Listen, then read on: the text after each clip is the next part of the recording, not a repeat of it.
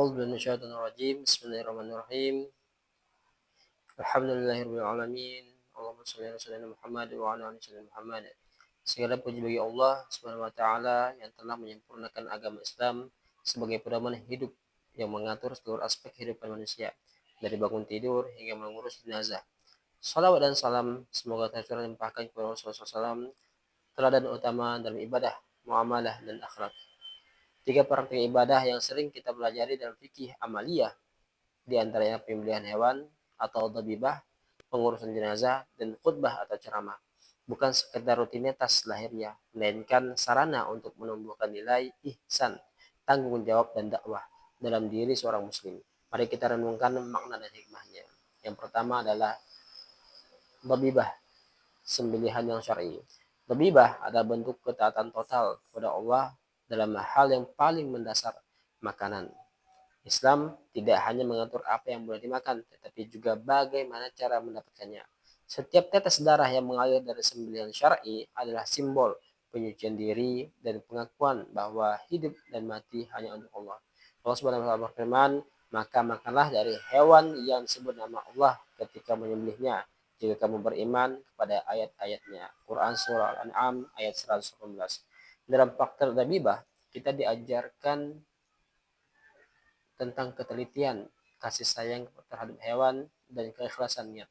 Rasulullah SAW bersabda, sesungguhnya Allah menetapkan ihsan dalam segala hal. Jika kalian menyembelih, maka sembelihlah dengan cara yang baik, tajamkanlah pisaumu dan tenangkanlah hewan sembelihanmu. Hadis riwayat Muslim. Refleksinya, seorang muslim sejati tidak hanya beribadah di masjid, tetapi juga menjaga etika dan nilai kemanusiaan bahkan dalam menyembelih hewan.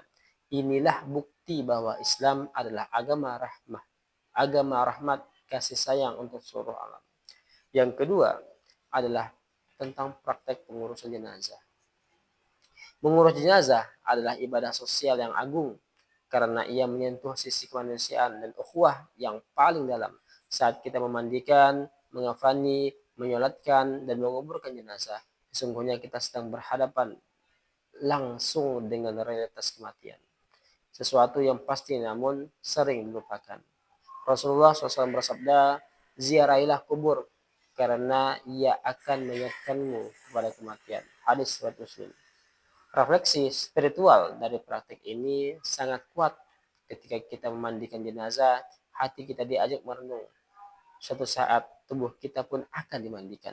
Ketika kita menyalatkan jenazah, kita berdoa agar Allah mengampuninya, sembari berharap kelak orang lain akan mendoakan kita dengan cara yang sama. Dan ketika tanah menutupi jasad, di sanalah kesadaran tentang fananya dunia menjadi nyata. Pengurusan jenazah bukan hanya tanggung jawab keluarga, tetapi kewajiban fardu kifayah umat Islam. Melaluinya, Allah Subhanahu wa taala mengajarkan solidaritas, kepedulian, dan cinta sesama muslim hingga ke liang lahat. Yang ketiga adalah refleksi tentang khutbah dan atau ceramah. Khutbah atau ceramah adalah manifestasi dari risalah kenabian. Nabi Muhammad SAW diutus bukan hanya sebagai penyampai wahyu, tetapi juga sebagai pencerah hati manusia melalui kata-kata yang membangkitkan iman dan amal. Allah Subhanahu wa taala berfirman, serulah manusia ke jalan Tuhanmu dengan hikmah dan nasihat yang baik, dan debatlah mereka dengan cara yang terbaik. Quran Surah An-Nahl ayat 125. Praktik khutbah dan ceramah menuntut ilmu, adab, dan keikhlasan. Bukan hanya kemampuan berbicara di depan jamaah, tetapi kemampuan menata niat agar setiap kata menjadi zikrullah. Bukan sekedar retorika. Seorang khatib atau penceramah sejati adalah mereka yang berbicara dari hati dan hidup sesuai dengan apa yang disampaikannya. Refleksi moralnya adalah khutbah dan ceramah bukan ajang mencari pengaruh, tetapi amanah dakwah. Siapa yang menyampaikan kebenaran dengan tulus, maka Allah akan meneguhkan lisannya dan menjadikan ucapannya menyentuh hati manusia. Penutup untuk refleksi ini adalah ketiga praktik ini, baik dhabihah, pengurusan jenazah, maupun khutbah, membentuk satu kesatuan dalam pendidikan rohani seorang muslim. Tabibah menanamkan nilai ihsan dan ketaatan syar'i dalam hal duniawi.